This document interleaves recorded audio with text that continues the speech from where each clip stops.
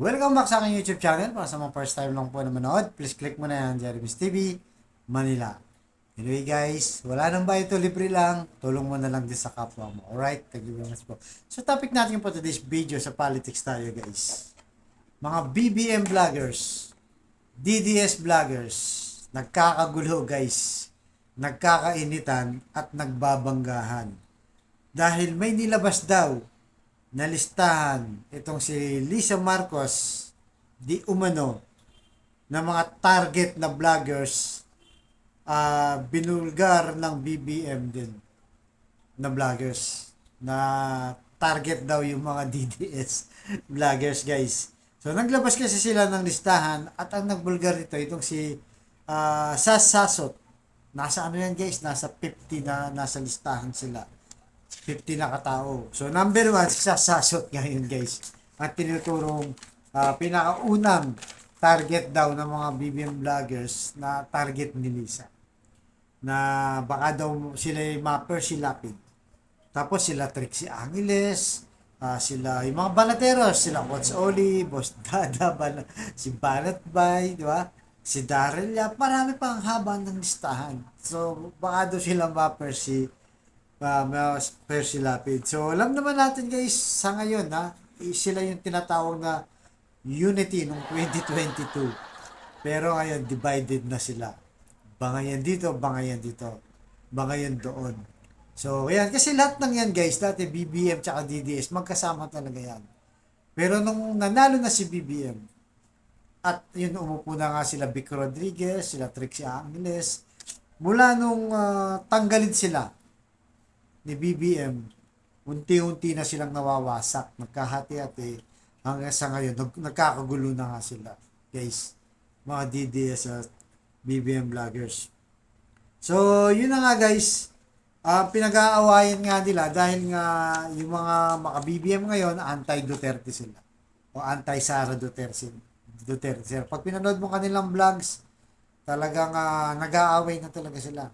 Halos bakbakan na talaga kung ano-ano na binabato sa isa't isa. So, nung kumalas na sila guys, mula kay BBM ngayon, sila na yung number 1 na kritiko. So, iilan na lang na tayo nasa gitna kasi tayo, wala tayong pakialam sa kanila. Away ng BBM at mga DDS vloggers, wala tayong pakialam. Kasi sa kanila, ang nakikita natin, sa apelido sila nagbe-base, di ba? Duterte, Marcos, o Romualdez. Diyan sila nagbabangayan. Tayo, sa Pilipino tayo, baka pro-Pilipino tayo. At tinitignan lang natin guys, yung mga nakita nyo sa mga vlog natin, kung sa tingin natin sino yung tama sa kanila. Kagaya ngayon, pinag-uusapan sa confidential fund, di ba? Ang nakikita natin tama dito si Romualdez. Dahil ilipat nga yung budget na 650 million na confidential fund sa Philippine Coast Guard, Navy, AFP, so sa national security. Na which is, alam naman natin na tama, di ba? So may karapatan tayong mag-opinion dyan. Unang-una, taxpayer tayong pare-pareho. So mas gusto natin na ang pera ng kaban ng bayan, nakikita natin, tangible sa guys. Hindi yung confidential dyan, hindi mo alam kung saan napunta. So nagsalita na si Duterte, di ba? Inaaway niya na si Martin Romualdez, lahat ng mambabatas, inaaway niya na. Sa kabila naman, ganun din, lahat ng BBM vlogger, DDS vloggers, inaaway si Martin Romualdez, di ba? Inaaway si Lacson. Kung sino mo mag-comment kontra kay Sara, guys, inaaway nila. So, kung ikaw, isa kang tumitimbang, nagbabalanse, kung makita mo ang awayan nila sa apelido lang. Sa apelido lang. So, tayo, dahil kahit hindi naman tayo supporter ni BBM, hindi naman natin yan binoto, hindi rin natin binoto si Sara Duterte, hindi tayo sa apelidong yan. Doon tayo sa kaban ng bayan, doon tayo sa mga taxpayers na kagaya natin na naghihirap, di ba? Na sa ayot gusto mo, konti man ang sweldo, di ba? Kulang pa yung sweldo, yung karapatan sa tax binibigay, withholding tax yan, para sa ating gobyerno. So hindi lang sa trabaho, di ba? Pag bumili ka ng pagkain, di ba? Sa Jollibee may tax yan. Bumili ka ng gamot, sa Mercury may tax din yan. Nagpagas ka, may tax din yan. Nagbusiness ka, may tax din yan. Di ba? Lahat may tax eh. Yung property mo, may tax. Bumili ka ng kotse, may tax. Motor, may tax. So lahat ng kilos natin sa gobyerno na pupunta. Kaya tayo, ang pinagsisigawan natin dito, yung maging masinop sila sa kaban ng bayan. Hindi tayo nakipag-away dito kay Duterte, kay Marcos, wala yan. Di ba? Doon tayo sa kaban ng bayan, sa mga taxpayers na naghihirap. Na kung wala yung mga taxpayer, wala rin ng mga yan. Wala tayong gobyerno, guys. Kaya napaka-importante tayo mga ordinaryong Pilipino na talagang nagbabayad ng tax. Di ba? So dahil diyan, ang sabi nila, target daw nila para ipapatay itong silapit, parang ganun yung lumalabas parang okay naman, di ba? Itong sila sasasot yung mga DDS vloggers. Na gagawin daw ni Lisa yon. Hindi naman natin yung pinagtatanggol, guys. Pero kung gagawin niya, bakit ilalabas yung listahan na yan, di ba? Dapat nandun sila dyan. Very confidential din yan, di ba? Kasi may target ka eh. So, ngayon, yun ang nangyayari ngayon. Talagang nag-aaway na sila. Kumbaga yung paninindigan nila sa apelido na lang talaga. Hindi na sa para sa bayan. Kasi kung para sa bayan ka, doon ka, sa alam mo, may pakinabang ang taong bayan. Hindi yan sa mga apelido lang. Di ba? O, kasi yung mga DDS vloggers, kahit wala na si Duterte, ngayon nagsasalita na siya pa rin ang sinusunod nila. Dahil binoto nila. Hindi nila matanggap na tapos na yung Duterte. Si Digong. Gaya na sinabi natin, kaka-vlog lang natin sa ating yung survey, di ba? Kung anong popularity ni Digong, dahil sa confidential fund na apektong kanyang anak, hindi niya nailipat. At ngayon, bumagsak nga na 12%. So, sabi naman yung mga Sara supporter guys, mga vloggers na sabi nila, tignan nyo, mas mataas pa nga si Sara, di ba? 70 plus siya, 70%. Pero from 82, bumaba siya, 12% natanggal. Kay BBM, 65, di ba? Mababa siya. Bumaba din siya. Si BBM. Ang tumaas si Romualdez na 6%. At lalo hindi nila matanggap ito. Dahil alam nila na si Romualdez ang kumakalaban kay Sara. At itong si Senate President naka 1%. So, nakita nyo, di ba? So, ngayon, proud na proud ngayon ng Congress dahil kasi yung Okta Research, guys, yung naglabas ng survey, hindi naman yan dilawan, guys. Hindi naman yan oposisyon. Taong bayan ng kanilang survey.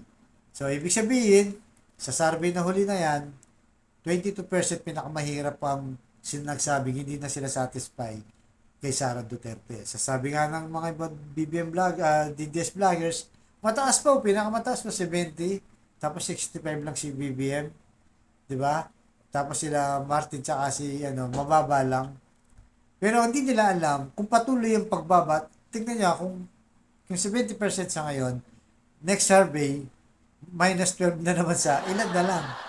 Di 50 lang guys, 50, di ba? Dahil 70 siya ngayon, kung less 10 mo, 60 na lang siya, di ba? So 58 na lang sa susunod na survey. Kung 12% guys ha, susunod na survey, 48 ulit. At 38, parang ganun, di ba? So, malayo pa ang 2028. Kung ganyan ang survey every month, ubos si Duterte, si Sara guys. Durog na. Sa abot pa ba yan guys ng 2028? At tingin nyo, kung patuloy ang pagbagsak ni Sara, kahit 70 siya ngayon, pinagmamalaki kasi mataas pa rin 70. Tingnan si BBM, 65.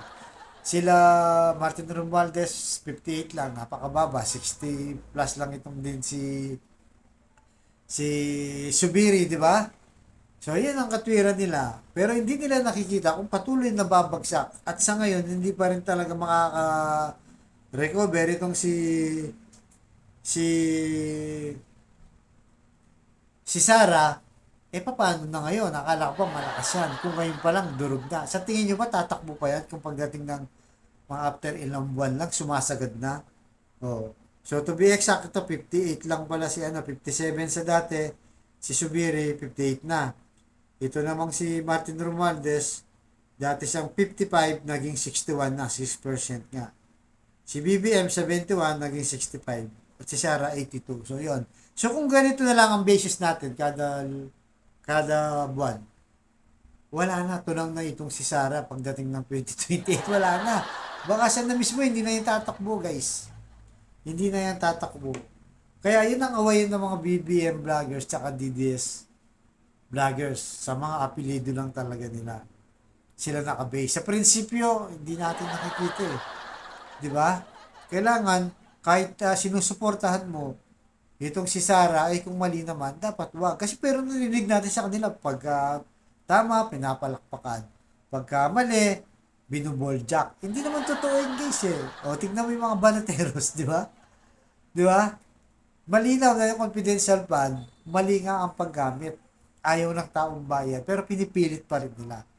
Binabatikos pa rin sila Martin Romualdez, mga makabayan black. Nagkampihan daw. Pero para sa atin, hindi yan nagkampihan. Para sa bayan yan eh, di ba? Tanggapin na lang nila na yung confidential fund, ayaw ng taong bayan. Bakit pa nila pinipilit? At bakit yung nagtanggal dyan sa confidential fund, talagang binabanatan nila, binabakbakan nila. Di ba? At ngayon, yan, si Lisa na naman, si Romualdez. At ang hindi ko rin maintindihan sa kanila, sa tingin ba nila, hindi alam ni BBM yan ang nangyayari? Siyempre, si BBM hindi lang kumikibo yan. Dahil ayaw niya masira kay Sara, at siyempre, ayaw niya masira sa asawa niya, at saka kay Martin Romualdez. Pinsang buo niya yun eh. Siya nga naglagay dyan bilang speaker, di ba? At siya yung pinagkakatiwalaan niya. Kaya nga sinipan niya dyan si Gloria, di ba? Dahil natunugan nila na kinukuneta itong si Martin Romualdez. So, hindi nila alam, hindi nila binabati ko si BBM, puro na lang itong si Martin Romualdez, itong si Lisa. Hindi nila alam ba na may blessing yan? Hindi naman niya kikilos nang hindi alam ni BBM. Kaya nga, silent lang yun, di ba? Wala tayong naririnig sa kanya sa kanilang pag-aaway. Pero later on, guys, hindi na yan magtatagal. Magkakabangayan at aabot na talaga yan kay BBM. Kaya mag-ingat po tayo sa mga ganito mga vloggers, guys. Kasi nga, dapat maka-pro-Pilipino tayo. Hindi tayo sa apelido, Duterte, BBM. Kung tama si BBM mo, kagaya niyan. Kagaya sinasabi natin lagi sa foreign policy, di ba? Mas ano tayo sa international, sa US, sa bandang West, kaysa sa China. Yan din ang kinagagalit ng mga DDS kasi yung mga DDS guys lumalabas. Palibasa itong si Duterte, mga BFF ng China, sila Roque, Panelo, at saka mga ibang senador na alam naman natin, mga China, ayaw natin doon. Para sa atin at mas maraming kababayan natin ang ayaw na sa China. Galit sa China. Ito na lang ang mga natitirang mga China. Lahat tayo, mga Pilipino. Kaya sa foreign policy ni BBM, approve sa atin yan. No? Hindi natin sinusuportahan yan, hindi natin sinuportahan si BBM. Kritiko rin tayo, pero this time, okay tayo sa kanila. Diba? Kaya, hindi natin tinitignan na si BBM ay kalaban dito. Hindi. Maganda nga yung policy eh. Sa ibang bagay, kagaya sa pagkain, di ba? Mataas ang presyo ng bilihin. Diyan natin sa kinikritiko, di ba? Kinikritics. Kasi nga, hindi niya nasusolusyonan eh. Yung problema sa bigas, sa gulay, sa karne, lahat ng pagkain, yung inflation, hindi rin natutugunan. So, dyan tayo bumabatikos kay Marcos dahil kailangan niya talaga lalo magsipag dyan. Di ba? Pero yung batikusin mo, yung tama namang ginagawa, mali. Kaya yung mga ibang DDS vloggers dyan, di tayo naniniwala eh. Sinasabi nila na pagka tama, pinapalakpakan daw. Pag mali, binoboljak. Dito, nakikita natin sa usapin ng China, maka-China sila eh. Di ba?